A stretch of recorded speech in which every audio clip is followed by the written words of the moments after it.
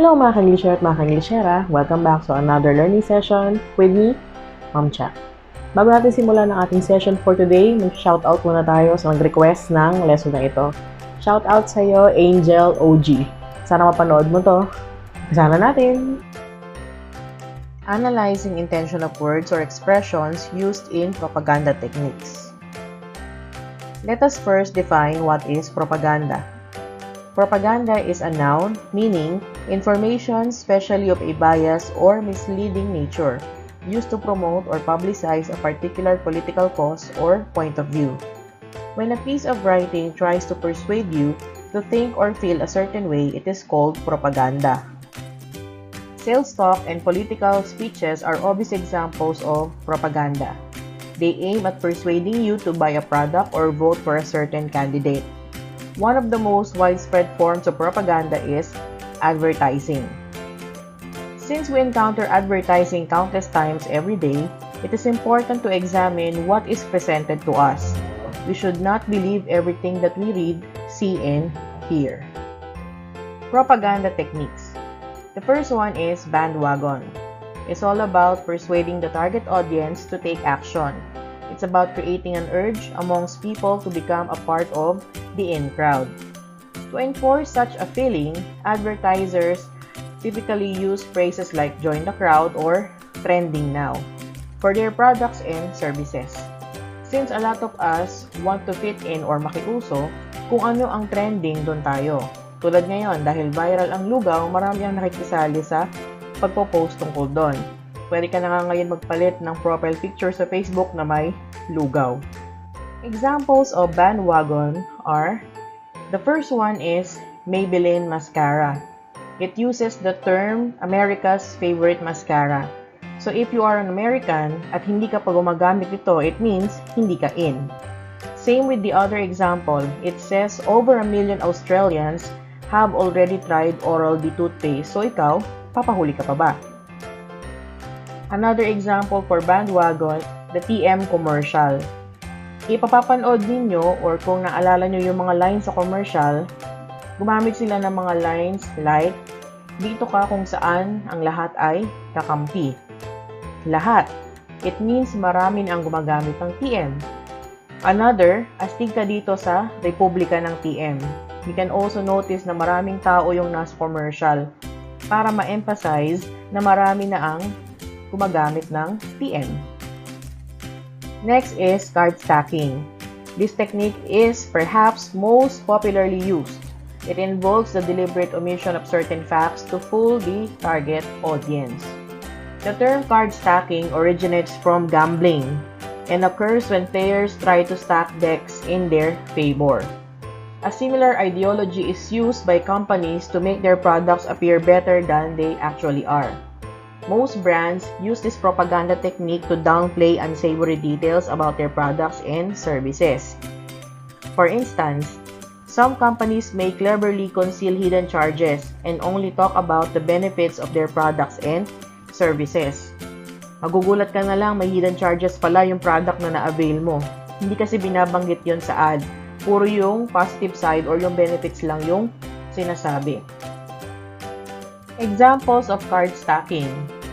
Burger King fries. 40% less fat, 30% less calories. The question is, healthy na ba siyang kainin dahil less fat at less calories? Hindi pa rin. Hindi pa rin maitatago na ang fries ay hindi healthy food dahil pwede itong magdulot ng cardiovascular disease. Another example is KFC fried chicken. They claim that their fried chicken has 0 grams of trans fat, but again, they did not say that eating fried chicken often can cause chronic disease. Next example of card stacking is a commercial of instant noodles. Pinakita sa commercial na may protein, vitamin D, vitamin B12 at calcium yung noodles. Pero hindi nabanggit na ang madalas na pagkain ng instant noodles ay hindi rin maganda sa kalusugan. Kaya kung hindi maiiwasan, eat instant noodles in moderation. Next is plain folks propaganda. Have you ever noticed how some brands use ordinary folks to promote their products and services as opposed to celebrities. The ultimate goal here is to demonstrate how the product is meant for everybody and will provide value to everyone. This method is commonly used in the world of advertising as the general public has started to grow skeptical towards paid celebrity endorsement. Today, buyers are on the lookout for real experiences instead of the glossy images portrayed on television. So dito kasi, gumagamit na sila ng mga ordinaryong tao dahil nagdududa na sila kapag mga celebrities, halimbawa, isang celebrity ang nag-endorse ng pampaputi, alam mo naman na noon pampaputi na talaga yung celebrity na yon. So gumagamit na sila ng ordinary people para yung resulta totoo. So we have the examples for plain folks. So we have Nescafe and Biogesic. So ayan, gumamit ng ordinary people para mapakita na para sa lahat to, hindi lang para sa mga celebrities, pati sa mga ordinaryong tao din. Another example is a political ad of Mr. Mar Rojas. Makikita mo siya na nakikisalamuha sa mga ordinaryong tao. May part pa sa ad na siya mismo ang nag-drive ng pedicab para ma-emphasize na siya ay para sa masa. Next is testimonial. Is popular advertising technique that uses renowned or celebrity figures to endorse products and services. Now, in this case, when a famous person vouches for something, viewers are likely to take account of the credibility and popularity of that person. This establishes trust and boosts the credibility of that brand. Some brands may also use figures like doctors and engineers, basically experts, to promote their products and services. Marami kasi sa atin ang hindi basta-basta naniniwala unless expert na ang nagsabi. Here are the examples for testimonial propaganda. I'm sure familiar kayo sa commercial ng RightMed, wherein nagbigay ng testimony si Susan Roses. According to her, magaling na gamot dahil gusto ng RightMed na gumaling kayo. Mababa ang presyo para abot kaya para gumaling kayo. Another example is the ad for Proactive. According to Adam Levine of Maroon 5, Proactive is a game changer. It kills acne and treats your skin right. Another example of testimonial propaganda is the commercial for Maxipil, wherein kinikwento nila yung mga past experiences nila at kung paano nakatulong ang product sa kanila. Next is glittering generalities. Is a propaganda technique where propagandists use emotional appeal or in vague statements to influence the audience. For better effect, brands may use hyperboles, metaphors, or lyrical phrases to attract more attention. Advertising agencies thus use of phrases like as inspiring you from within or to kickstart your day to create positive anecdotes. This makes the product look more appealing, resulting in better sales. Kumbaga, sa pagkuha ng loob ni crush, may pick-up line.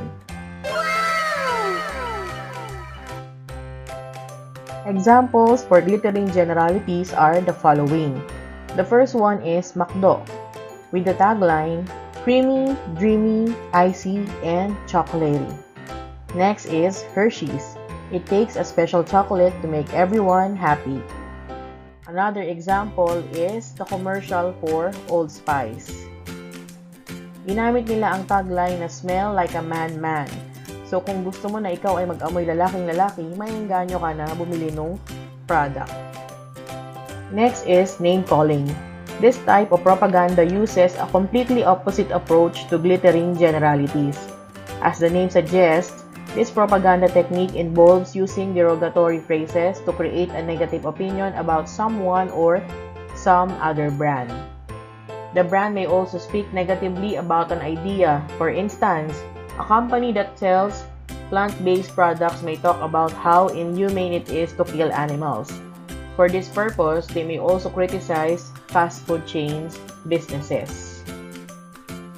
Ang mga examples ng name-calling ay yung mga gumagamit ng comparison. Halimbawa, brand X laban sa brand na ini-endorse. Like sa Tide, usually sa mga sabong panlaban nakikita natin ang ganong style. Another example is this one. How do you like your chicken noodle, with MSG or without? Last example for name calling is the commercial for another sabong panlaba, comparing ulit sa ibang brand. The last propaganda technique is transfer. This type of propaganda uses a technique to project certain qualities. This can either be positive or negative of a person, ideology, or object to another things and people. This kind of propaganda uses many different symbols to achieve a favorable outcome. For example, major soft drink brands were accused of having traces of pesticides a couple of years ago. While these allegations were on the rise, the entire carbonated drink industry took a hit. During this same period, fruit juices and other drinks were able to do great business. Sa transfer, gumagamit ng mga sikat or nirerespetong individuals para yung positive feelings natin sa kanila or yung approval matransfer din sa product. Examples are the ads for Mentos and Coke. Ginamit si Einstein at Santa kasi positive ang pagtanggap natin sa kanila. So expected na ganun din tayo sa product. Di ba nga marami sa atin, pag idol nila ang endorser, may bili pa rin sila kahit na minsan hindi naman magagamit. Kasi nga nakasupport tayo doon sa tao na nag-endorse. Last example is the commercial for Maggi Magic Sarap. Since marami ang umiidolo kay Miss Judy Ann, magiging maganda rin ang pagtanggap sa product. Let us summarize the lesson. Propaganda is the dissemination of information, facts, arguments, rumors, half-truths, or lies to influence public opinion. Sales talk and political speeches are obvious examples of propaganda. One of the most widespread forms of propaganda is advertising. As an intelligent reader and writer, you should not believe everything you read, see, and hear. You must learn to examine what is presented to you and ask yourself if it is true. Take note, hindi lang sa mga TV commercials ginagamit ang propaganda or propaganda techniques. Basta may isang bagay or tao na pinopromote or dinadown, maaaring gamitan ng propaganda. We will now proceed to Brain Gym. Identify which propaganda technique is used for the following examples. Meron tayong choices sa gilid. I'll give you 1 minute to answer the activity. You may start now.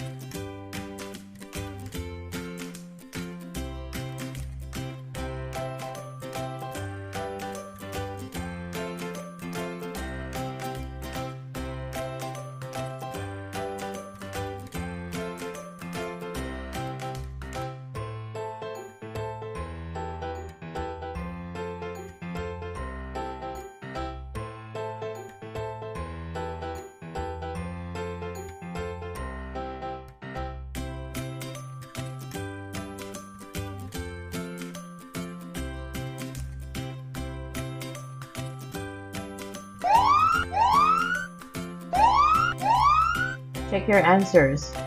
Number 1, testimonial. Number 2, glittering generalities. 3, bandwagon. And 4, name calling. So, dito na nagtatapos ang ating session. I hope ay may natutunan kayo. Meron pa kayong mga suggestions tungkol sa mga topic na gusto nyo i-discuss, mga lessons, mag-comment lang kayo katulad ng ginawa ni Angel. So, kung hindi ka pa nakasubscribe sa aking channel, ang pang hinihintay, mag-subscribe ka na. Like, share, subscribe, eka nga. And, syempre, i-hit mo na yung notification bell para naman pag may mga bagong videos, updated ka. So, yun lang. Enjoy learning. Keep learning. Bye!